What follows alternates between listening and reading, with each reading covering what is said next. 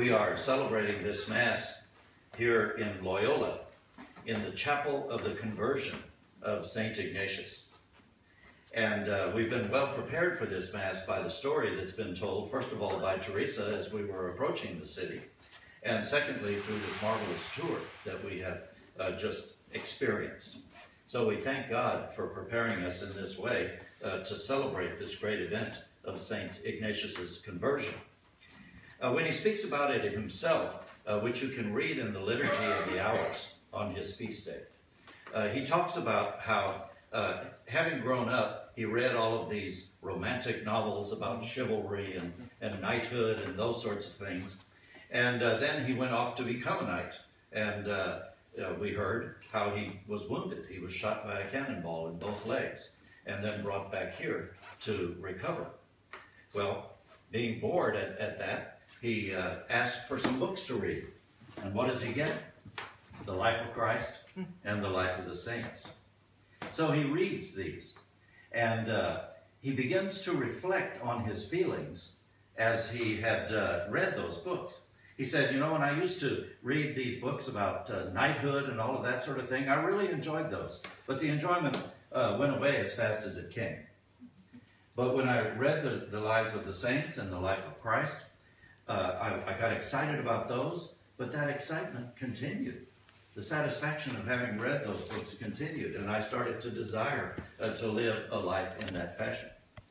So it was not only in what he was hearing through those readings about the life of Christ and the life of the saints, but also by looking at his own feelings and getting in touch with how he was responding, that he was led through the grace of God to conversion.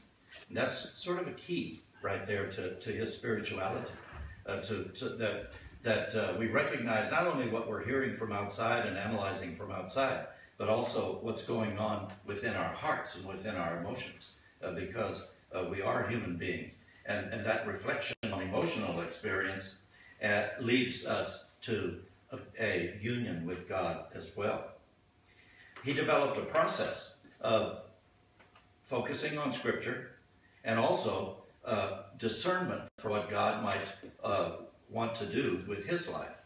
And it's a process that continues on these days in the book that he wrote called The Spiritual Exercises. We heard about these different retreat centers that you could go to, many of them in the United States, where you could experience reflection on the Scriptures and on your own life through the use of the spiritual exercises.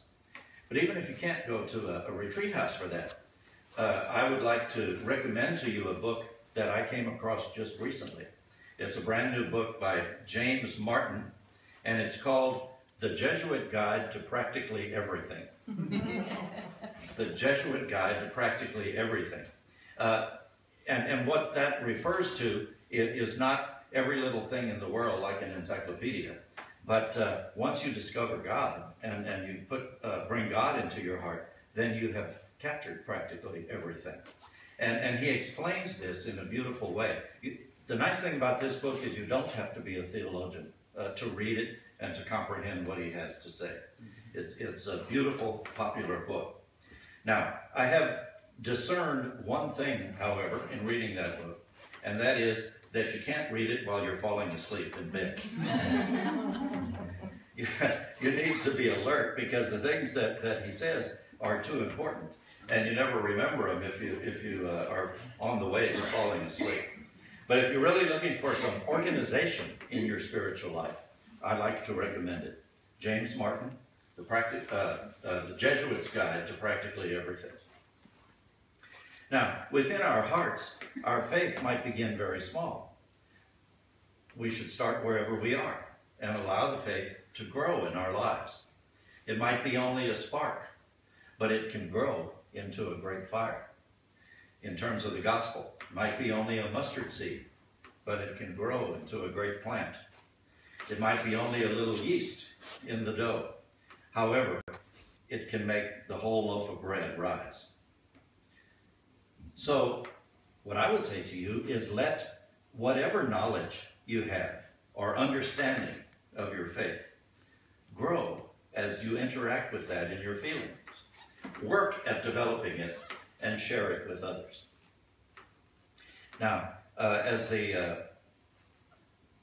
Irishman said so beautifully on the tour, it was in this room where St. Ignatius abandoned himself to God. Surrendered, I think, was the word that he used. Surrendered himself to God rather than hanging on to his old life. And there's a beautiful prayer that I'm sure many of you have heard in one fashion or another that expresses that abandonment. It doesn't mean God abandons us. It means that we abandon our old way of life to turn to God, surrender to him. Take, Lord, receive all my liberty, my memory, my understanding, and my entire will. All I have and call my own, whatever I have or hold, you have given me. I return it all to you and surrender it wholly to be governed by your will. Give me only your love and your grace, and I am rich enough and ask for nothing more. Back in the 1980s, there was a musical group called the St. Louis Jesuits who did a lot of religious music based on the guitar and modern music. We still use some of their music in our hymnals these days. But they prepared a song based on this prayer of abandonment, which I thought was really a remarkable song. And I'm just going to share one verse with you along with the chorus. Take, Lord, receive all my liberty, my memory, understanding, my entire will. Give me only your love and your grace. That's enough for me. Your love and your grace are enough for me.